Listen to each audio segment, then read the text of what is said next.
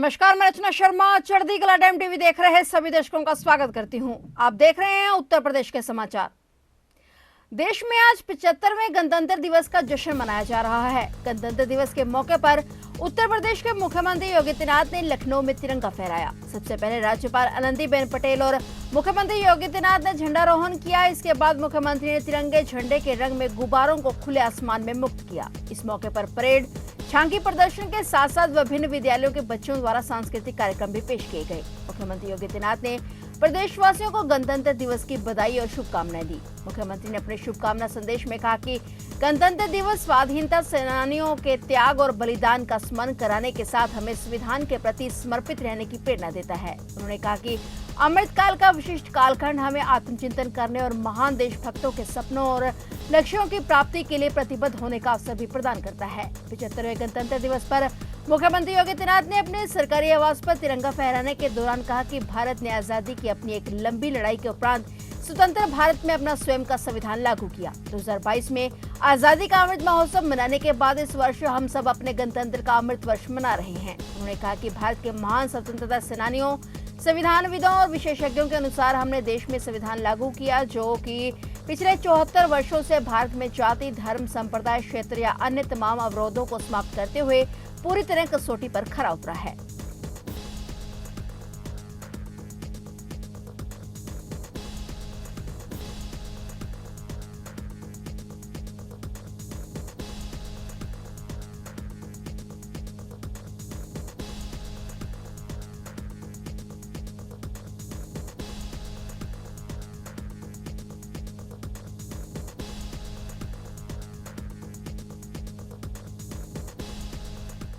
हम सबको इस बारे में ध्यान रखना होगा कि संविधान हमारा सर्वोपरि है और संविधान हमें एक ही बात के लिए आग्रही बनाता है कि हम सबका जो भी कार्य हो वह देश के लिए हो, हर काम देश के नाम।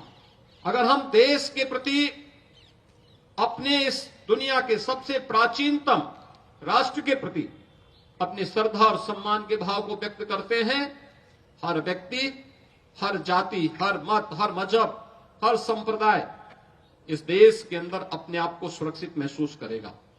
आजादी का अमृत महोत्सव के उपरांत आज हमें भारत के संविधान को लागू करने के अमृत महोत्सव वर्ष में भी सहभागी बनने का अवसर प्राप्त हुआ है और ये दोनों एक साथ अगर चलेंगे तो देश की संविधान की रक्षा और संविधान के अनुसार अपने कर्तव्यों का निर्वहन करके हम लोग अपनी आजादी को भी अक्षुण्य बनाए रख सकते हैं और भारत को दुनिया की एक सबसे बड़ी ताकत के रूप में स्थापित करने में अपना योगदान दे पाएंगे। मैं एक बार फिर से भारत माता के उन महान सपूतों को, जिन्होंने देश के संविधान को बनाने में अपना योगदान किया, राष्ट्रपिता महात्मा गांधी के नेतृत्व में चला आजादी का आंदोलन और आजादी के बाद जब ये देश अपने संविधान निर्माण के लिए आगे बढ़ा था तो एक नाम सबके मुंह पर आया था, सर्वमान्यमति से जिन्होंने उस नाम का चयन किया था वह नाम था डॉक्टर राजेंद्र प्रसाद जी का। राजेंद्र प्रसाद जी ने देश के संविधान को सभी संविधानविदों, स्वतंत्रता संग्राम सेनानियों और विशेषज्ञों के साथ मिलकर के जो स्वरूप प्रदान करने में और उसकी विभिन्न बैठकों में तमाम प्रकार की मत भिन्नता के बावजूद सर्वानुमति बनाने का प्रयास किया, वो अभिनंदनीय रहा। और उन सभी विशेषज्ञों के अनुसार भारत के संविधान को लिपिबद्ध करके उसकी ड्राफ्ट तैयार करके वर्तमान स्वरूप में देने का श्रेय भारत के उस महान सपूत बाबा साहब डॉक्टर भीमराव अंबेडकर जैसे महापुरुषों को दिया जाता है। और इन महापुरुषों ने जिस तत्परता के साथ, जिस प्रतिबद्धता के साथ अपने दायित्व का निर्वहन किया, वह हम सब के लिए अनुकरणीय है। भारत दुनिया का वह देश है जिसने संविधान लागू करने के साथ ही इस बात को भी सुनिश्चित किया था कि भारत के अंदर लिंग के आधार पर जाति, मत, मजहब, क्षेत्र के आधार पर किसी भी प्रकार का कोई भेदभाव नहीं होगा और भारत के हर वयस्क मतदाता को अपना मताधिकार करने, भारत के अंदर एक सरकार बनाने के लिए पूरा अधिकार दिया। ये भारत के संविधान के कारण भारत का हर नागरिक आज देश की सरकार को बनाने में उसका हिस्सेदार बना हुआ है। हमारा संविधान अनेक उपलब्धियों से भरा हुआ है और इसीलिए उन उपलब्धियों को ध्यान में रखते हुए अगर ये संविधान हमें अधिकार देता है तो हमारे कर्तव्यों के प्रति भी हम सबको आग्रही बनाता है। आदरणीय प्रधानमंत्री जी ने पूरे देशवासियों का इसी बात के लिए आह्वान किया कि जब ये देश 2022 में अपनी आजादी का अमृत महोत्सव मना रहा था तो उस अमृत महोत्सव वर्ष में उन्होंने देशवासियों का आह्वान किया था कि आगामी 25 वर्ष की एक व्यापक कार्य योजना को लेकर के हमें आगे बढ़ना होगा। इन 25 वर्षों में हम कैसा भारत चाहते हैं, यह हम सबके संकल्प को जमीनी धरातल पर उतारने के इन 25 वर्षों में अगर अपने कर्तव्यों का ईमानदारी पूर्वक निर्वहन करते हैं। भारत आज 26 जनवरी को अपना 75वां गणतंत्र दिवस मना रहा है। हर साल की तरह इस बार भी कर्तव्य पथ पर देश के सभी राज्यों ने अपनी झांकी पेश की। इस बार उत्तर प्रदेश की झांकी विकसित भारत समृद्ध विरासत की थीम पर आधारित है। इसमें प्रदेश के विभिन्न विरासत की झलक दिखाई गई। झांकी के प्रारंभ में इस बार अयोध्या में बने प्रभु श्री राम मंदिर और उसके ऊपर विराजे भगवान राम की प्रतिमा विराजित की गई और 22 जनवरी को अयोध्या में भगवान राम की प्राण प्रतिष्ठा के बाद गणतंत्र दिवस पर कर्तव्य पथ पर निकली यूपी की झांकी पर सबकी नजरें टिकी रही। कर्तव्य पथ पर इस बार उत्तर प्रदेश की झांकी आकर्षण का केंद्र बनी। इसमें राज्य की विरासत के साथ साथ विकास की झलक भी नजर आई। प्रदेश की झांकी में सबसे आगे राम मंदिर में भगवान रामलला की मूर्ति बनाई गई।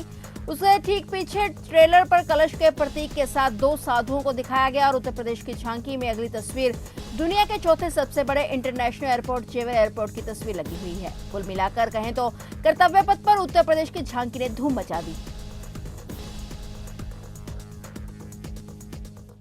बुलंदशहर में 46 परियोजनाओं का लोकार्पण और शिलान्यास का काम कर प्रधानमंत्री नरेंद्र मोदी ने 19,000 करोड़ की परियोजनाओं की सौगात दी है। प्रधानमंत्री ने उत्तर प्रदेश के बुलंदशहर जिले में पुलिस शूटिंग रेंज ग्राउंड में आयोजित एक कार्यक्रम में 19,000 करोड़ रुपए से अधिक की 46 परियोजनाओं का लोकार्पण और शिलान्यास किया था। इसके बाद अपने संबोधन में उन्होंने कहा कि उत्तर प्रदेश का तेज गति से विकास हुए बिना विकसित भारत का निर्माण संभव नहीं है। प्रधानमंत्री नरेंद्र मोदी ने उत्तर प्रदेश के पूर्ववर्ती सरकारों पर सूबे के विकास को अवरुद्ध करने का आरोप लगाते हुए कहा कि लंबे समय तक यहां शासकों की तरह सरकार चलाने वालों ने सत्ता के लिए समाज का बंटवारा किया, जिसकी कीमत अनेक पीढ़ियों ने चुकाई है और देश को भी इसका गहरा नुकसान हुआ है। पीएम मोदी ने कहा कि जब देश का सबसे बड़ा राज्य ही कमजोर हो तो देश कैसे ताकतवर हो सकता था। उत्तर प्रदेश का तेज गति से विकास हुए बिना विकसित भारत का निर्माण संभव नहीं है। मैं तो उत्तर प्रदेश से सांसद हूं और इस राज्य को विकसित बनाने की मेरी विशेष जिम्मेदारी है। इस दौरान पीएम ने सीएम योगी की भी सराहना की।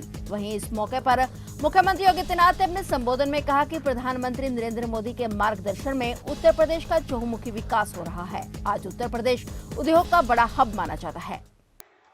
मेरे परिवारजनों, 2017 में डबल इंजन की सरकार बनने के बाद से यूपी में पुरानी चुनौतियों से निपटने के साथ ही आर्थिक विकास को नई गति दी है। आज का कार्यक्रम हमारी इस प्रतिबद्धता का प्रमाण है। आज भारत में 2 बड़े डिफेंस कॉरिडोर पर काम चल रहा है। उनमें से एक यूपी में, पश्चिमी यूपी में बन रहा है। आज भारत में नेशनल हाईवे का तेजी से विकास हो रहा है। उसमें से अनेक पश्चिमी यूपी में बन रहे हैं। आज हम यूपी के हर हिस्से को आधुनिक एक्सप्रेसवे से कनेक्ट कर रहे हैं। भारत का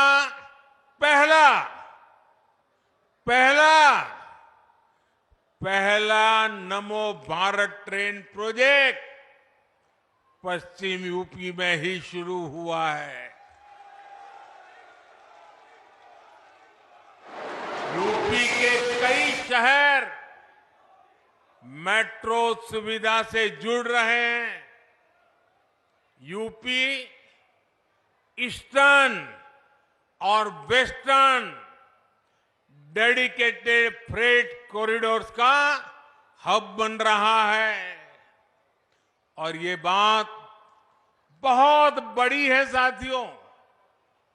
आने वाली शताब्दियों तक इसका महात्म्य रहने वाला है जो आपके नसीब में आया है। कोई सोचता था उत्तर प्रदेश में हर जिले में मेडिकल कॉलेज होगा। कोई सोचता था, पहले तो मीटर गेज को ब्रॉड गेज करने में ही दिक्कतें होती थी, पैसा ही नहीं मिलता था।